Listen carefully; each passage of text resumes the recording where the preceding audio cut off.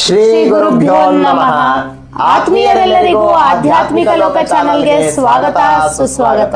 ನಮಗೆ ತಿಳಿದಂತಹ ನಿಮಗೆ ತಿಳಿಸುವಂತಹ ಈ ದಿನದ ವಿಚಾರವೇನೆಂದರೆ, ಮುಂಬರುವ ಪಿತೃಪಕ್ಷದ ದಿನದ ಸೆಪ್ಟೆಂಬರ್ 21ನೇ ತಾರೀಕು ಸೋಮವಾರದಂದು ಬರುವ ಮಹಾಲ್ಯ ಅಮಾವಾಸ್ಯೆಯ ವಿಚಾರ ಮತ್ತು ಆಚರಣೆಗಳ ಬಗ್ಗೆ, ಹಾಗೂ ಕೆಲವೊಂದು ಗ್ರಂಥದಲ್ಲಿ ಉಲ್ಲೇಖಗಳು ಮತ್ತು ಮಹಾಭಾರತದಲ್ಲಿ ಪಿತೃಪಕ್ಷದ ಬಗ್ಗೆ ಕರ್ಣನಿಗೆ ಸಂಬಂಧಪಟ್ಟಂತಹ ಇತಿಹಾಸವನ್ನು ತಿಳಿಯೋಣ.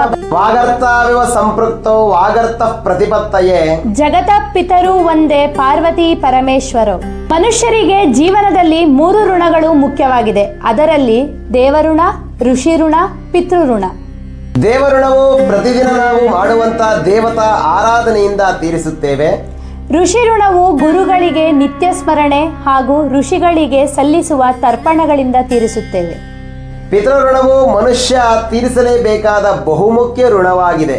ಏಕೆಂದರೆ ನಮಗೆ ಈ ದೇಹವು ದೊರಕಿರುವುದೇ ಪಿತೃಗಳಿಂದ. ಅವರು ಸಂತೃಪ್ತರಾಗಿ ಆಶೀರ್ವಾದ ಮಾಡಿದರೆ ಅದಕ್ಕಿಂತ ಹೆಚ್ಚಿನ ಬಲ ಇನ್ನೊಂದಿಲ್ಲ. ಹೀಗಾಗಿ ಪಿತೃಕಾರ್ಯಕ್ಕೆ ಅರ್ಹರಾದವರು ಅದನ್ನು ಮಾಡಲೇಬೇಕು ಮತ್ತು ಕಿರಿಯರು ಇದರ ಪ್ರಸಾದವನ್ನು ಪಡೆಯಲೇಬೇಕು. ಭಾದ್ರಪದ ಮಾಸ ಕೃಷ್ಣ ಪಕ್ಷಕ್ಕೆ ಪಿತೃಪಕ್ಷ ಎನ್ನುತ್ತಾರೆ. ಈ ಪಕ್ಷಕ್ಕೆ ಮಹಾಲಯ ಪಕ್ಷ, ಅಪರ ಪಕ್ಷವೆಂದು ಕರೆಯುತ್ತಾರೆ. ಪಿತೃಪಕ್ಷವು ಇಂದು ಚಾಂದ್ರಮಾನ ತಿಂಗಳಾದ ಭಾದ್ರಪದ ಕೃಷ್ಣ ಪಕ್ಷದ ಪಾಡ್ಯದಿಂದ ಅಮಾವಾಸ್ಯವರೆಗೂ ಬರುತ್ತದೆ. ಅಂದರೆ ಪಿತೃಲೋಕದಲ್ಲಿ 3 ತಲೆಮಾರಿನ ಭಾವನಾ ಶಕ್ತಿಗಳು ಇರುತ್ತವೆ. ಶ್ರಾದ್ದ ಮಾಡುವಾಗ ಈ ಲೋಕದಲ್ಲಿರುವ 3 ತಲೆಮಾರಿನ ಪೂರ್ವಜರಿಗೆ ಪಿಂಡ ಪ್ರದಾನ ಮತ್ತು ತರ್ಪಣ ಕೊಡುವುದು ಸಂಪ್ರದಾಯ. ಕಚ್ಚಾಡುವ ಮನೆ, ಕಾದಾಡುವ ಮಕ್ಕಳು, ಅಶಾಂತಿ, ಅತೃಪ್ತಿಯ ಗೃಹವಾಸ ಇವೆಲ್ಲವುಗಳಿಗೆ ಕಾರಣ ಪಿತೃಶಾಪ ಎನ್ನುತ್ತದೆ ಜ್ಯೋತಿಷ್ಯ ಶಾಸ್ತ್ರ. ಪಿತೃಕಾರ್ಯಗಳು ಸರಿಯಾಗಿ ನಡೆಯದಿದ್ದರೆ ಮೇಲ್ಕಂಡ ಸ್ಥಿತಿ ಏರ್ಪಡುತ್ತದೆ ಎಂದರ್ಥ. ಸಂವತ್ಸರದ ಪೂರ್ತಿ ಪಿತೃದೇವತೆಗಳು ಸಂತುಷ್ಟರಾಗಬೇಕಾದರೆ ಭಾದ್ರಪದ ಮಾಸದ ಕೃಷ್ಣ ಪಕ್ಷದಲ್ಲಿ ಪಿತೃಗಳನ್ನು ಎಲ್ಲರೂ ನೆನೆಯಲೇಬೇಕು. ಇನ್ನು ಪಿತೃಪಕ್ಷದಲ್ಲಿ ತರ್ಪಣಾದಿಗಳ ಮಹತ್ವವನ್ನು ತಿಳಿಯುವುದಾದರೆ, ಗರುಡ ಪುರಾಣದಲ್ಲಿ ಭಗವಂತನು ನುಡಿಯುತ್ತಾನೆ, ಯಾರು ಪುತ್ಯಂಬ ನರಕದಿಂದ ಪಿತೃಗಳನ್ನ ಪಾರು ಮಾಡುತ್ತಾನೋ ಅವನೇ ಪುತ್ರ. ಆದುದರಿಂದ ಮಗನು ಪಿತೃಗಳಿಗೆ ಶ್ರಾದ್ದ, ತರ್ಪಣಾದಿಗಳು ಹಾಗೂ ದಾನಗಳನ್ನು ಮಾಡಿ ತಮ್ಮ ಋಣವನ್ನು ತೀರಿಸಿಕೊಳ್ಳಬೇಕು. ಶ್ರಾದ್ದಾಧಿಕಾರಿಗಳು ಈ ಪಿತೃಪಕ್ಷ ಅವಧಿಯಲ್ಲಿ ಪಕ್ಷ ಶ್ರಾದ್ದವನ್ನು ಮಾಡುತ್ತಾರೋ ಅವರಿಗೆ ಅವರ ಪಿತೃಗಳು ಜ್ಞಾನ, ಭಕ್ತಿ, ಸಂಪತ್ತು, ಸಂತಾನ ಮೊದಲಾದ ಅಖಂಡ ಫಲಗಳನ್ನು ಆಶೀರ್ವಾದ ಮಾಡುತ್ತಾರೆ ಎನ್ನುವ ನಂಬಿಕೆ ಇದೆ.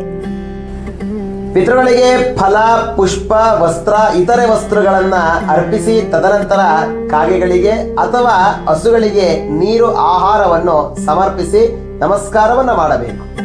ಮೃತ್ಯುವಿನ ತಿಥಿಯು ಗೊತ್ತಿಲ್ಲದಿದ್ದರೆ ಅವರನ್ನು ನೆನೆದು ಪಿತೃಪಕ್ಷದ 15 ದಿನದಲ್ಲಿ ಅಥವಾ ಸರ್ವಪಿತೃ ಅಮಾವಾಸ್ಯೆಯಂದು ಶ್ರಾದ್ದವನ್ನು ಮಾಡಬೇಕೆಂದು ಶಾಸ್ತ್ರದಲ್ಲಿ ತಿಳಿಸಲಾಗಿದೆ. ಇನ್ನು ಮಹಾಲಯ ಅರ್ಥವನ್ನು ನೋಡುವುದಾದರೆ, ಮಹಾ ಎಂದರೆ ದೊಡ್ಡ, ಲಯ ಎಂದರೆ ನಾಶ. ಹಾಗಾಗಿ ಸಮುದ್ರ ಮಥನ ಸಂದರ್ಭದಲ್ಲಿ ಬಹಳ ಋಷಿಗಳು ಮತ್ತು ದೇವತೆಗಳು ದೈತ್ಯರಿಂದ ಸಂಹರಿಸಲ್ಪಟ್ಟರು. ಈ ಋಷಿಗಳು ನಮ್ಮ ಪೂರ್ವಜರಾಗಿರುವುದರಿಂದ ಅವರ ನೆನಪಿನಲ್ಲಿ ಮಹಾಲಯ ಪಕ್ಷವನ್ನು ಆಚರಿಸುತ್ತೇವೆ. ಅದುವೇ ಸರ್ವಪಿತೃ ಅಮಾವಾಸ್ಯೆ ಎಂದು ಹೇಳಲಾಗುತ್ತದೆ. ಇನ್ನು ಪುರಾಣ ಕಥೆಯನ್ನು ನೋಡುವುದಾದರೆ, ಮಹಾಭಾರತದಲ್ಲಿ ಬರುವ ಕರ್ಣನು ಮಹಾನ್ ದಾನಿಯಾಗಿದ್ದನು. ಅವನು ತನ್ನ ಜೀವನದ ಉದ್ದಕ್ಕೂ ಸಾಕಷ್ಟು ದಾನ ಧರ್ಮಾದಿಗಳನ್ನು ಮಾಡಿದ್ದನು. ಅನ್ನದಾನ ಮಾಡುವುದಕ್ಕಿಂತ ಚಿನ್ನ ಮತ್ತು ಆಭರಣಗಳನ್ನು ಹೆಚ್ಚು ದಾನ ಮಾಡುತ್ತಿದ್ದನು. ಹಾಗಾಗಿ ಅವನು ದಾನ ಮಾಡುವುದರಲ್ಲಿಯೇ ಹೆಸರು ಪಡೆದುಕೊಂಡಿದ್ದನು. ಅವನು ಕುರುಕ್ಷೇತ್ರ ಯುದ್ಧದಲ್ಲಿ ಮರಣ ಹೊಂದಿದಾಗ ಆತನ ಆತ್ಮವನ್ನು ಸ್ವರ್ಗಕ್ಕೆ ಕರೆದೊಯ್ಯಲಾಯಿತು. ಅಲ್ಲಿ ನಿತ್ಯವೂ ಆತನಿಗೆ ಚಿನ್ನದ ಊಟವನ್ನೇ ನೀಡಲಾಗುತ್ತಿತ್ತು. ಇದರಿಂದ ಚಿಂತಾಕ್ರಾಂತನಾದ ಕರ್ಣನು ಯಮನಲ್ಲಿ ಕೇಳಿದ, ನನಗೇಕೆ ಅನ್ನವನ್ನು ನೀಡುತ್ತಿಲ್ಲ ಎಂದು ಕೇಳಿದಾಗ, ಆಗ ಯಮನು, ನೀನು ಜನರಿಗೆ ಸಾಕಷ್ಟು ಚಿನ್ನಾಭರಣಗಳನ್ನೇ ದಾನ ಮಾಡಿರುವೆ, ಆದರೆ ಅವರು ಆಹಾರಕ್ಕಾಗಿ ಕಾಯುತ್ತಿದ್ದರು.